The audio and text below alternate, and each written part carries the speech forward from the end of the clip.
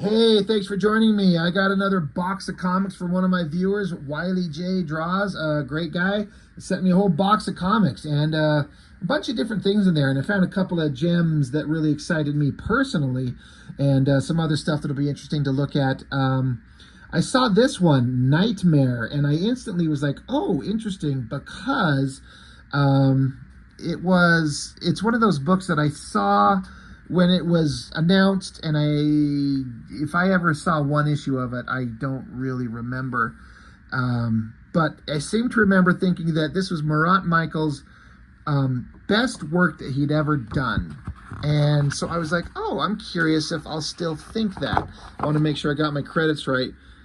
Creator plot, Mr. Liefeld, of course. Robert Loren Fleming wrote the script. Penciler, Marat Michaels, and inkers, bunch of really good inkers. Alvey, Danny Miki, John Sabal, Marlo Alquiza, Jamie Mendoza. I'm not sure who that is. So I was like interested. I'm like, okay, well, shit. Let's look at some Knightmare. And this is Knightmare issue 0. But you see this cover is that shiny, ridiculous, highly smooth, glossy, reflective something. I've only seen this like from Valiant Comics, Ninjak #1, and then Exo Manowar issue 0. I know there's others out there, and I probably got some others that I own that I don't remember, but it's like it's got that hyper shiny, reflective interior, like mirror reflective, like you can see my phone and half of my little fat head there. I know it might sound weird, but I actually really kind of like these things. It really made it feel like it was something special. And I'm fine with like gimmick bullshit covers if it's for something unique. A big sized issue, an anniversary issue, make it special, make it unique, make it stand out. But issue 0 of Knightmare, well, I was really like, look, I always try to give credit and respect whenever possible, and say that I'm not talking anything negative on the human being who drew these or wrote these, but I am looking at the art and the storytelling, and if there's big problems, I'm gonna mention it. I can't be a hypocrite and be like, oh, it's fine, because I'm worried about someone looking at it and then barking back at me and saying, hey, fuck you, asshole. Like, why are you shitting on my work? It's work that's put out there and it's open for critique, and that's just how it is. Looking for the publication date on this. August of 95. God damn, I just graduated high school. This thing is so old. But again, the point that I'm trying to get at is I'm always looking for these artists that started out really young and got massive opportunities that everyone would take. You would be stupid to not take the opportunity like Marat got when Liefeld handed him Brigade, the original 4-issue miniseries, it's like in the first run of Image Comics, like Liefeld was doing Youngblood, and he was like, Marat Michaels is doing Brigade. And I've reviewed those first 4 issues, and they are just unbelievably awful. They're just the worst. Artistically, storytelling, clarity, nothing is there of value. And I'm sorry, again, if you love it, if you have childhood memories of like enjoying it, great, then do. But I want to look at this objectively. And when you've looked at hundreds and maybe thousands of comics and seen some of the greatest stories you've ever had the pleasure of viewing in your life, and they matter to you and they mean something to you, and they're fun, or they make you laugh, or they make you think, or to get you inspired to do your own work, and then you look at some shit like this. I remember getting to a certain point in this book where I'm like, it was written by a 12-year-old boy, and it's so childish and dumb. And then the storytelling, I remember, I'm like, okay, this is gonna be Marat this is where he's gonna excel. This is where he's gonna make the jump, and everything's gonna be awesome. And it fucking was not. The first couple of pages, I'm literally flipping back and forth, trying to figure out what I'm looking at and trying to track the story. These guys did not understand storytelling. They're so interested in making a quote unquote exciting page, you can't follow the fucking story. Starting out with like one of the dumbest kind of compositions I've ever seen. You got panel 1 in a triangular shape. Now Marat threw down everything to do a big old city shot from the air up in the the sky looking down. The perspective's not quite right. like, he's certainly got a vanishing point these things are connected to, but he's only got one vanishing point. He doesn't have 2 or 3 like you should in a perspective like this. That's fine. It's hard to do if you don't know how to do it. I'm no expert on it by any means, but I can tell when it's not right just by looking at it. But it's fine. But the point is this triangular angle, this shot of having the panel cut across here, and then this guy, I thought they were inside some room or something, and he's reaching his hand into an oven or something like that. But no, what's going on here is that they're on the roof of this building, and this girl guy, I don't know, whoever this is, whoever that is, like the introductory shot of these characters on this page, they're these tiny little shots, and you can't tell who they are. But they're on a roof, and he's holding a guy off the edge of the roof. Now, I think the story is supposed to be like, we're not supposed to know what he's doing until the page turn, to get the dramatic double page spread, like, oh my God, this is what's going on. So if that's the point, okay, I get it. But we need to be able to see the fucking face on these guys to see who they are, and not these shadowed faces. And then again, another problem is that the faces kept like changing who they looked like from panel to panel and page to page. So I kept getting lost. I could not track who was doing what. I'm like, wait, who's this? Like, this guy and this guy don't look the same on the next page, and they don't look like these guys. This guy's got like super long hair, but here looks like he's got like shoulder length hair. And I'm sorry, but this guy does not look like this dude. He's got like t-shirt and pants, like a gray sweatshirt or gray t-shirt and pants, but now he's got like a collar. He's got kind of the indication of long hair in this small shot, but nothing there. And we can't tell who this guy is. So page 1, I can't tell who these characters are. You flip it and you get, okay, he does a low angle shot, big, buildings. Again, the perspective is still kind of fucked up, but it reads enough that you get the point, and in a way, that's kind of all that matters. But here he is, whoever the guy is over here holding someone over the edge, this guy and this guy. Well, now it's just a little tiny shot of him there. So we still don't know who he is or what he looks like. So then we get this close-up with this fucking weird coloring, and we don't know who the other 2 guys are. But the guy who's being held up, he's freaking out, like, don't drop me, I'm sorry, I can explain. It doesn't look like he's got a hand around his throat. So I'm like, is this that guy? And then this guy with the evil bug eyes, the close-up on his face. So he just drops the guy, and the guy falls. And then we see this dramatic shot of that guy there. And I'm like, well, who the fuck is that? Is it that guy? It kind of looks like it'd be that guy. But is it that guy? Because this guy's got a collared shirt and what looks like short hair, but you can't really tell. But this guy's got like long mullet bullshit hair, so it looked kind of like him. And then the coloring on his hair there doesn't match that there, but it doesn't match that there. I'm like, I literally, like, no joke, I'm not being a smartass or being hyperbolic. I kept flipping back and forth trying to figure out who the fuck is who. Like, you have to introduce these characters. We have to see them. And then, so, drops a guy. So there's 3 guys. The one dude holding somebody up drops him, and then 2 other guys watching. One of the guys watching has long hair. The other guy kind of up in the air. So now we get Screamy Face talking, and like he's yapping about if you betray the family, you get killed. So I'm like, okay, so that guy is that guy, I guess. Then who are these other 2 guys? So you got long hair guy. Now this guy's clothes have changed color. They were like this. See that they're centered on frame. That guy there is supposed to be, I think, that guy there. And then I'm like, who's got the heavily shadowed face? And then suddenly, who's the guy in the white t-shirt and the blue jeans? Is that the guy who dropped the guy off the roof? You don't know. You can't see. So then now we got angry face with long hair guy talking shit. I'm like, well, who's this?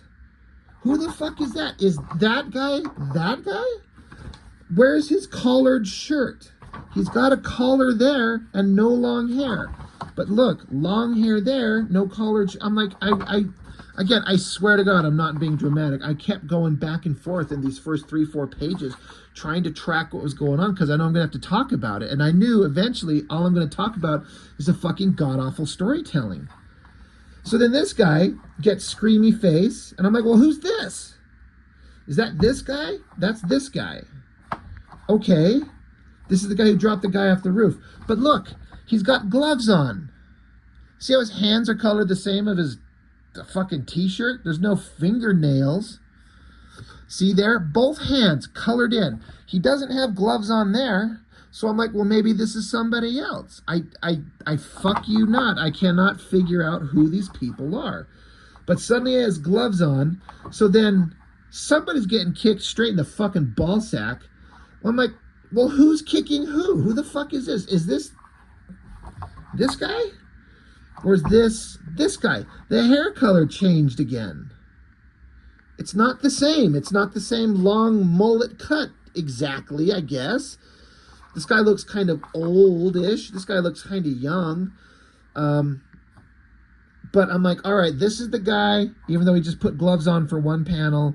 He dropped the dude off a roof. This other guy doesn't agree with it. So then he kicks him in the fucking nuts and then stands over him. Now he's got a glove on. Look, what the fuck is this?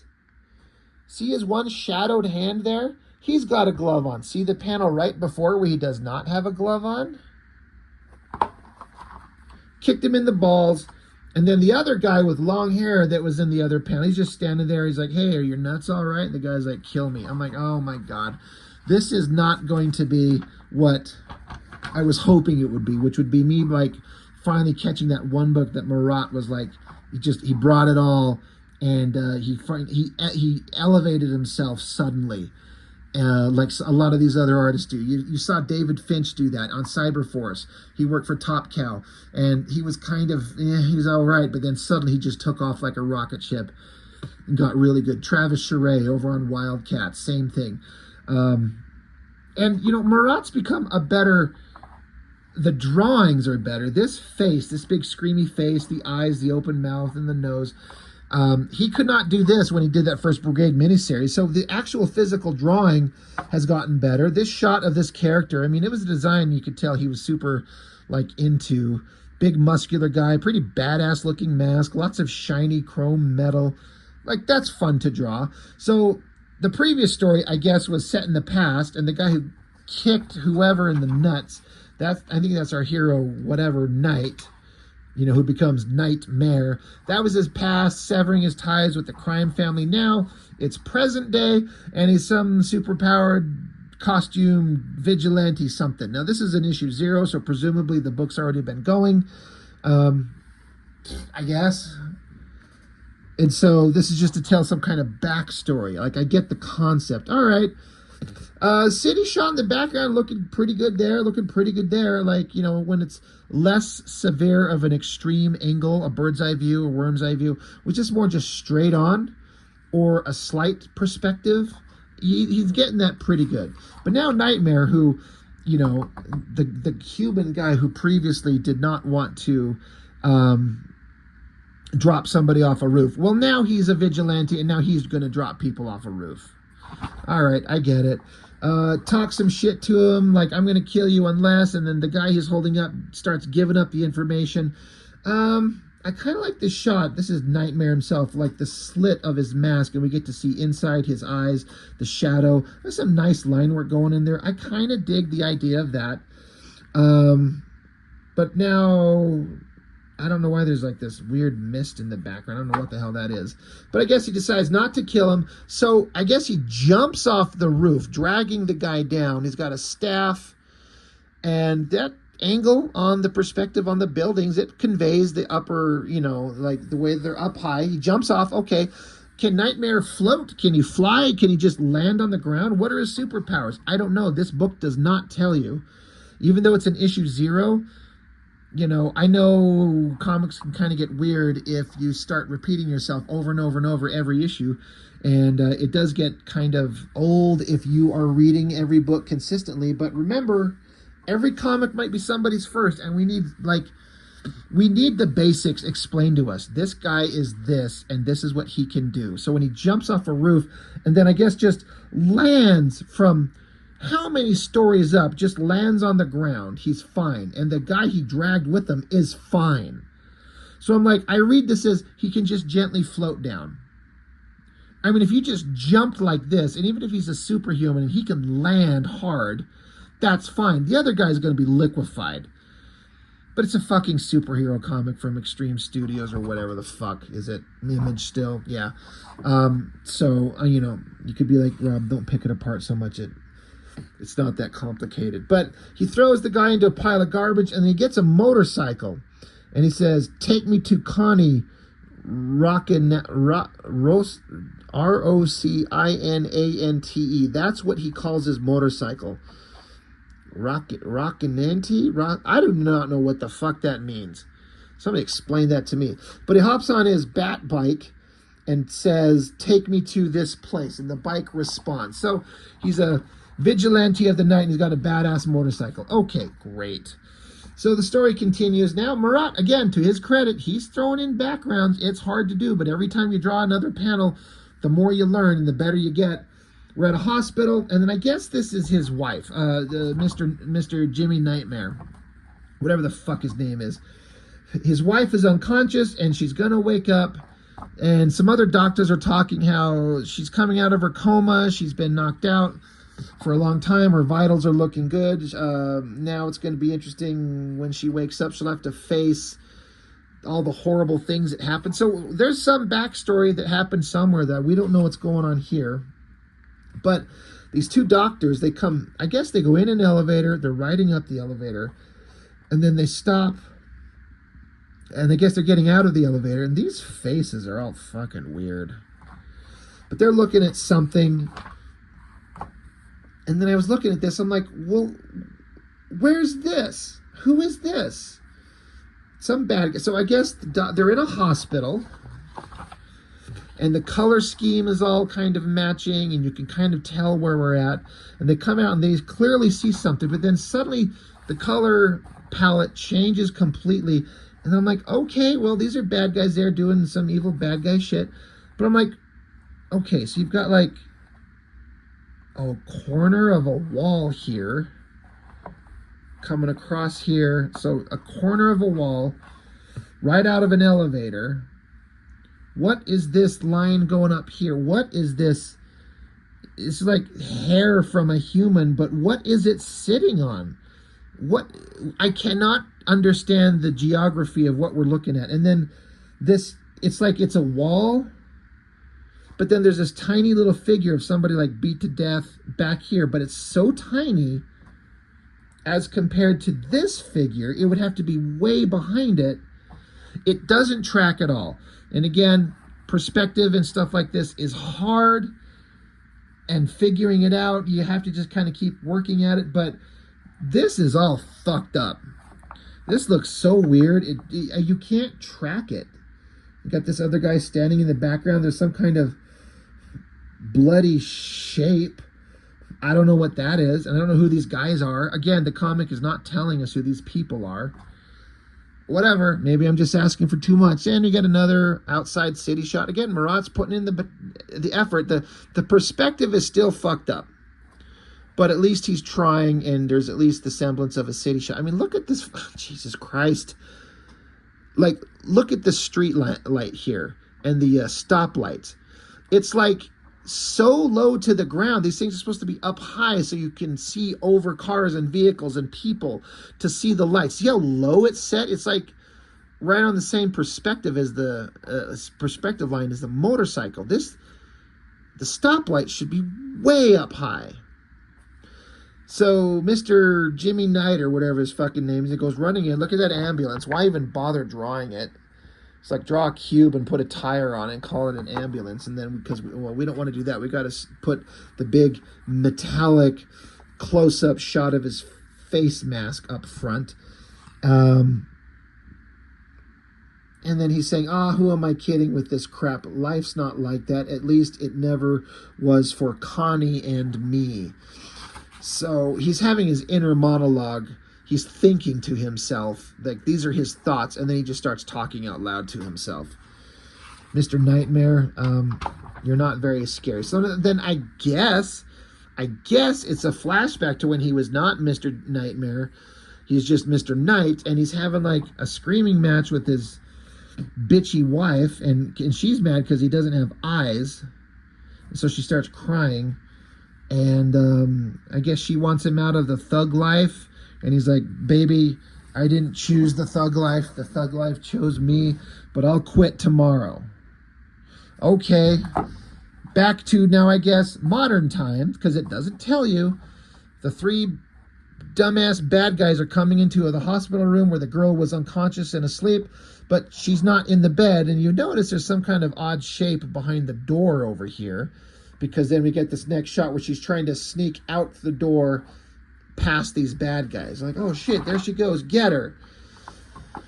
But they get her, and one bad guy's like, hey, there's no one here to protect you. Where's your Prince Charming? And then boom, just as if on cue, he literally says that, he comes busting through the window. Why did he get outside? Where the fuck was he outside? How did he know to be outside and come busting through the glass? The perspective on this fucking window, it's like tilted at a far angle back like this.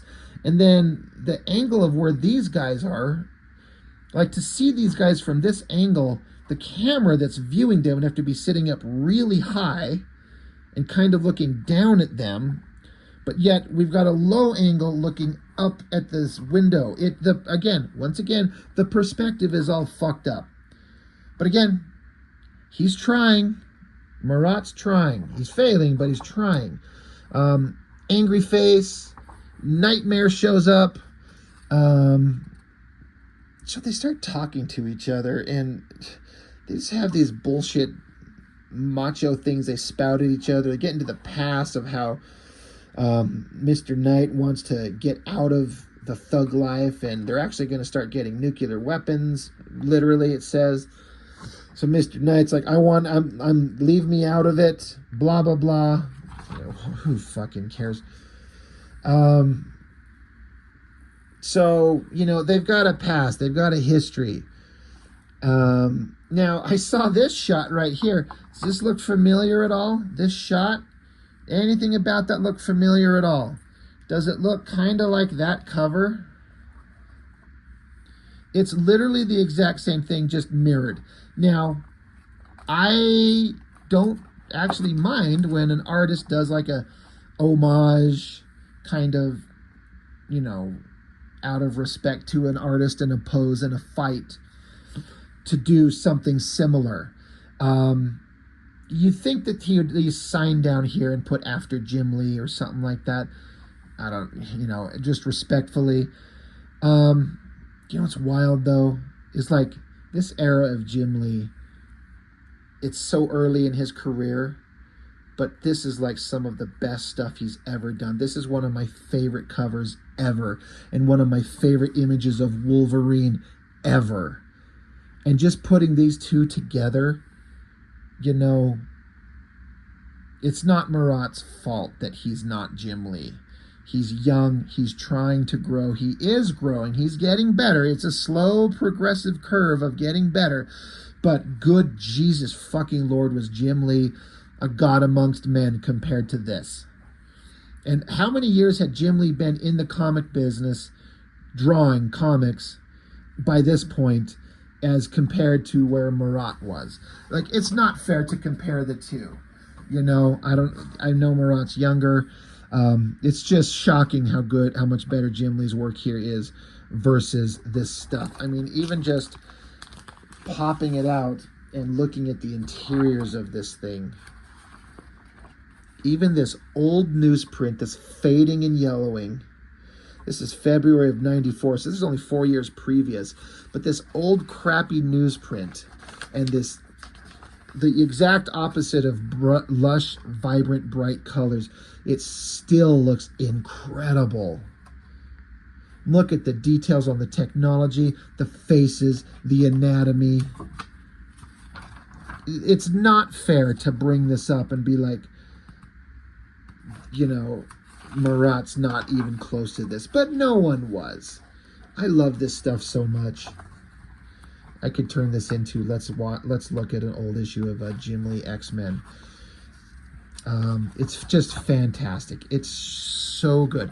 And you know, if you were to show this, if I were to show this to my children, I bet you they would look at this and I'd ask them, which one do you like better? I bet they'd like this because there's bright colors and clean paper and big dumb action.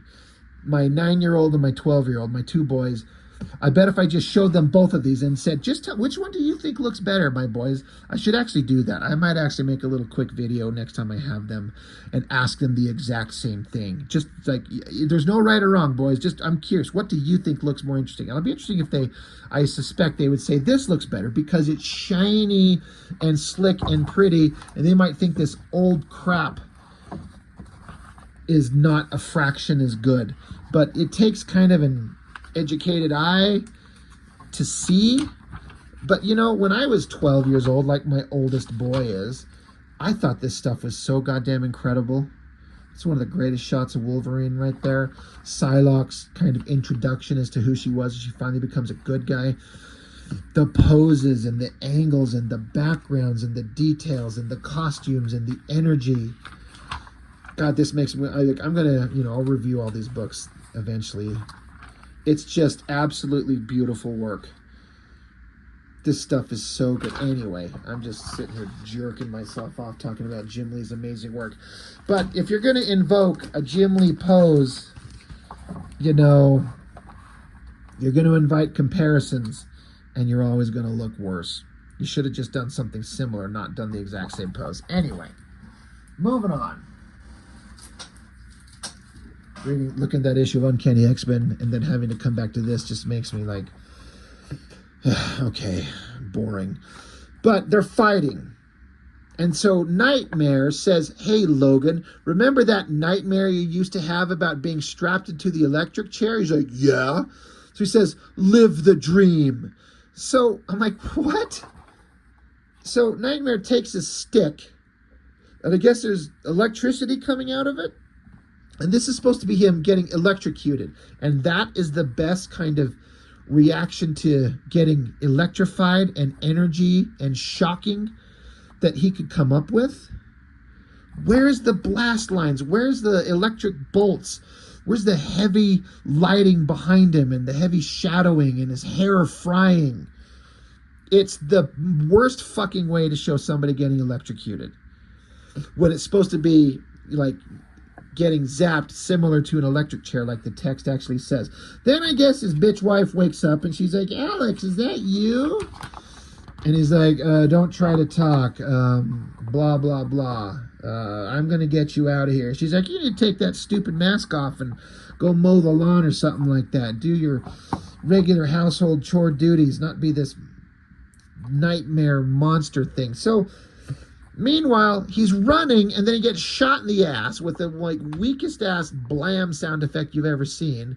And then I guess the guy that he electrocuted, he doesn't go over and snap his fucking neck or pull his spine out like a predator or something like that. Kill him and be done with them. He just zaps him and then picks up his wife and starts running. And then I guess he gets shot, and it says, that's right, buckethead. That's why I'm saying 12-year-olds wrote this. Armor-piercing bullets just for you. I'm armed and dangerous. From what? He doesn't have a gun? I guess he's got a robotic arm,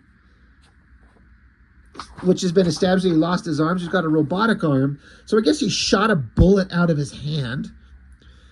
I guess.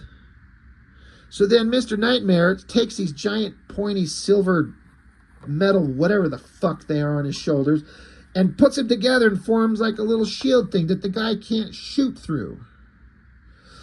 Jesus Christ. This fucking... As I understand it, this villain here, he's got one robotic arm, and it's his right arm. He doesn't carry a gun, so I'm just assuming he shoots from his right arm in his right hand, which is established there. But now in this panel, it's his left arm that's the robotic one, and that's the thing that's shooting. And that is so goddamn lazy. It says he shoots bullets. Literally, it says armor-piercing bullets. And then the way they portray that, he just balls up a fist and shoots, what, bullets from his knuckles? That's stupid. Put a gun barrel or something like that. But Mr. Knight, he says, you're still making the same mistakes, Logan, such as shooting off your mouth instead of your gun, thereby sacrificing the element of surprise. So Mr. Stupid over here, he's like, damn, that thing is tougher than your regular armor. And then Knightmare says, duh. And guess what else? I'm not making up that dialogue. That is like literally right in the book. It says, duh. So this big, scary Knightmare guy literally says, duh. And then he throws his staff, which sticks a knife out in the end, and stabs the guy in his arm, which now is switched back to his right arm. So Marat is doing a really good Liefeld impersonation where he switches robotic arms and gadgets from one page literally to the next and doesn't even notice that he does it. Stabs him in his robotic arm, and the guy's like, you just shorted out my mechanical arm. I hope you know this means war. Jesus, my son did write this. And then Marat is like burned out and has got done drawing background. So he just puts a line on the ground, and some kind of cops or wherever are coming running after him. They look like they're going to make sweet love here. He's like presenting his ass. He's going to give him the old pile driver. And now they're locked up around each other, again, doing his best Liefeld impersonation of no backgrounds. And then I guess it flashes back to a scene when they were going to drop somebody off a roof. I don't fucking know. I don't fucking care. Knightmare then pops a knife out of his gear and chops the guy's head off. And then he gets down on his knees, and there's the headless, bloody body of the guy he just killed. Now there's backgrounds, and there's a bunch of cops. And the police chief is like, everyone keep your guns on him. We don't know what this fucking weird guy is until we pry this battle suit off him. Anything to say before the welders arrive, Tin Man? Jesus Christ. So Knightmare says, yes, flares, Rossi. Literally, that's what it says. And then the motorcycle that he rides comes zipping in, and it's supposed to be shooting flares because all the text says, can't see, so bright, don't fire, might hit each other. Where is the colorist? Well, one, where is the artist drawing bright flashing lights, bursts of energy all around the bike as it comes flying out? It almost like it writes itself. Like, I could do better than this. But the bike just comes zipping along with dark, cool colors, but all the text is saying they're blinded. And then the bike shows up. How it got there, he was up on some roof. Now I guess he's in a carport. The motorcycle shows up, and Mr. Knight jumps on the bike and takes off. And then he's standing up on some roof somewhere taking his shit on the back of this stone gargoyle. And then some guy is just standing there. Anything I can help you with, kid? No, Kane, I'm fine. Just let me shit one out right here. It's supposed to be so dramatic and a lot of pathos and dramatic kind of understanding. And like this shit is like, I've said this before about these books by Extreme Studios or, Liefeld's crew. They're kids, and they're writing books that they think are like deep, meaningful, emotionally kind of pulsating and interesting stories. They are the exact opposite. It's like dumb shit for children. It's like a funny thing for babies. But they don't know that. They think they're writing Watchmen. And you're kids. You don't know what you don't know. And so it's kids making comics for kids, and in that case, I guess it works. That's the era. You can't like stare at these and be like pissed off that you're not getting something really profound and interesting. It's just funny to read them because it's so tone deaf is the problem. It's completely tone deaf, and they think they're writing something really like, oh my God, that's so good. The sadness of the lost hero and the lost humanity and the lost love and the drive to be a vengeance monster. It's so fucking dumb. I've never seen this book. I've always wanted to get it. Combat, the Youngblood character. He had like some vague interest to me. The alien warrior. They're just Klingons. Grifter Badrock. Yeah, I'm sure that would be amazing. Every time I see this goddamn ad, I say it every time. You're probably sick of it. I know I shit on Liefeld's work often, but that drawing I kind of dig. I kind of like it. And then Maxi Mage, and then the inside mirror cover. All right, this book fucking sucked. I'm sorry. I really wanted it to be awesome, but it just sucks shit. It's no good. I really hoped it would be. Maybe the regular series was better. I highly doubt that, though. But that's all I got. So I got nothing else to add to the conversation. Let me know what you think about this thing. I will talk to you on the next one. Thanks for joining me. Bye.